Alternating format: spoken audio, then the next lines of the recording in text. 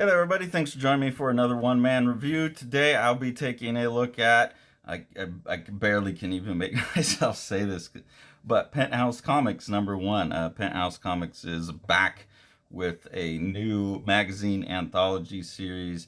I feel like I remember this being a thing in the 90s, but I can't remember who was the artist set there. I think I'm mixing it up with, there was one other more like erotic anthology, but I think they had really good artists like Jason Pearson and stuff, if I remember correct. But I was a kid then, so I never actually read any of those. So I got this because Brandon Graham got it and was talking about it and mentioned that Guillaume March is in it and had posted some of the pages. And I was actually thinking, man, this actually looks like old school heavy metal. Like it's got really, really good art in it. So I'm gonna give it a try. And I was actually really pleasantly surprised that the it wasn't just over the top like erotica just to be erotica. That it's basically pretty down to earth stories for the most part. Really, really beautifully illustrated, and then there's just not like constraints on the type of content, but really it's not that pornographic either. I mean, mostly breasts for the most part. There's nothing terribly explicit in here, which was both surprising and kind of nice. But you really, really get some great art in here and some really good storytelling. This first piece is called The Dream, by written by Jean Dufault and illustrated by Guillaume March. You can see the absolutely beautiful artwork that Guillaume March is turning in on this.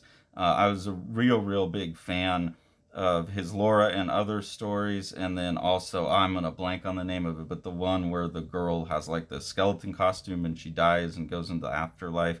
Really big fan of those two books. This is funny to me because this is a guy I think who's most popular for doing Batman stuff, but here you get him doing everything by hand with watercolor. There's no computer coloring, and you can just see the way that he's doing like the light and shadow play with the leaves, and then the mixture of colors on the glass to get it looking really reflective. The main character here being reflected in the glass. So this is a pretty like down to earth story. I don't want to get too much into the stories of each one. Just want to show you the artwork of each in here. But really beautiful piece. It looks like this is going to be ongoing for at least a couple issues of the book.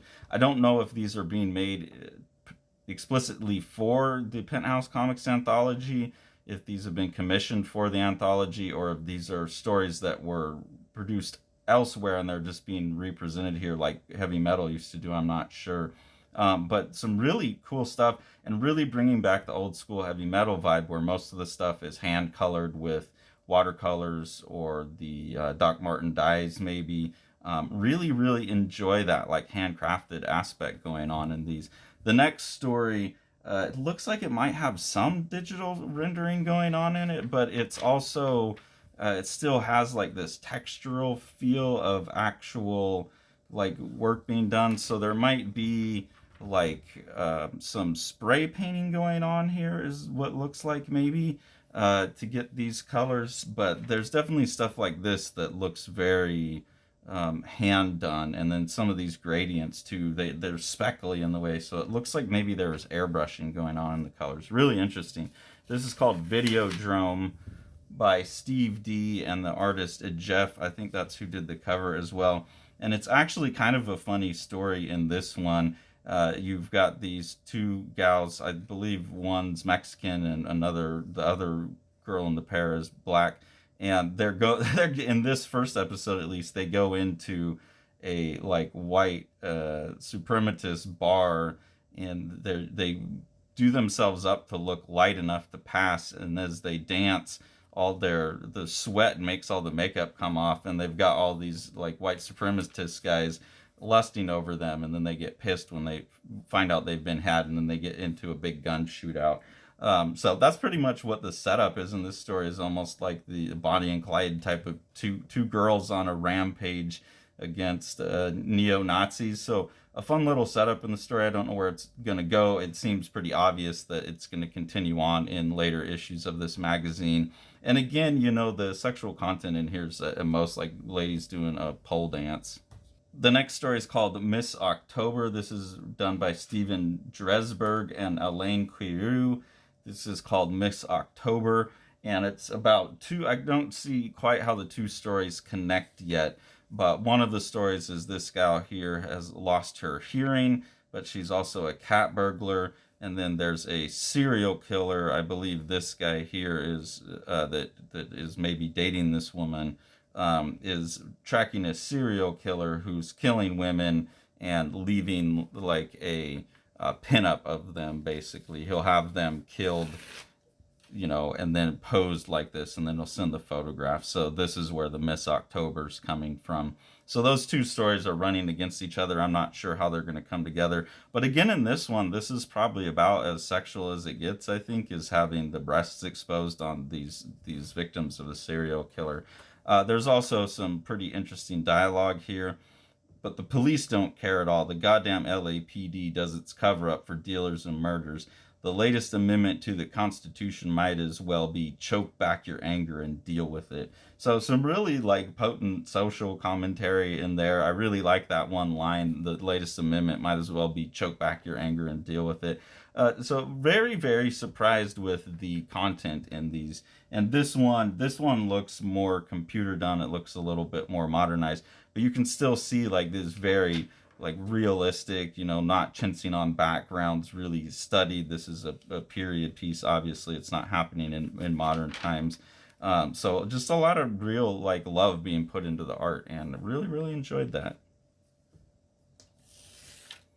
The last comic story in here is called I Spit on Your Grave. This is an adaptation, apparently, and the artists listed on here are J.D. Morvan, Ray McCulty. I think those are the writer and the adapter, maybe.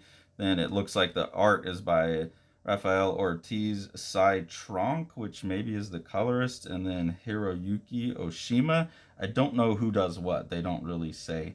But this one is about this guy. He's coming into town. It seems like he's going there to get back at someone for abusing one of his friends or something. I wasn't quite sure. His brother Tom is sending him there, and it seems like there was some abuse at the hands of a priest or something like that. I'm not sure.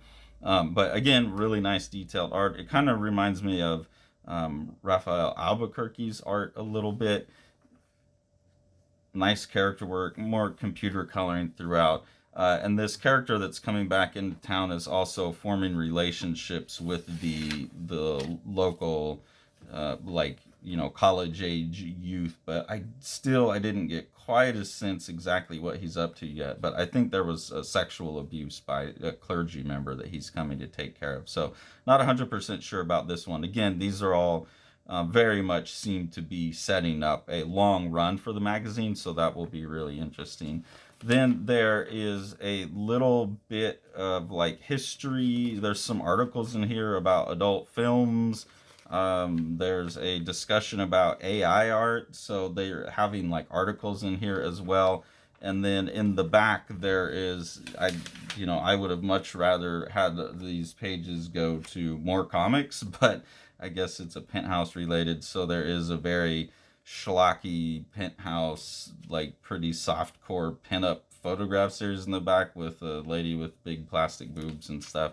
In terms of like having this around it in my house, with a young teenage boy going to be coming and spending summers with us and stuff.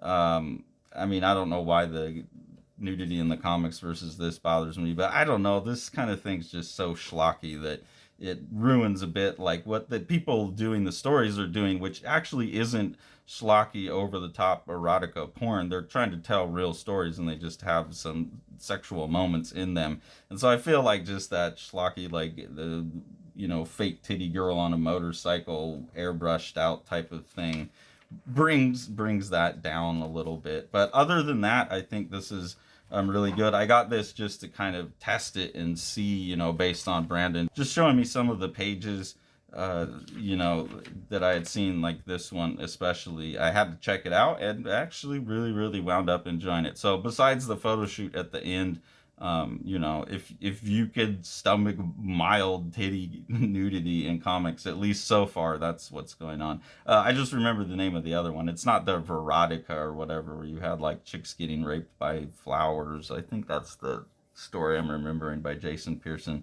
So at least so far, it hasn't gone there.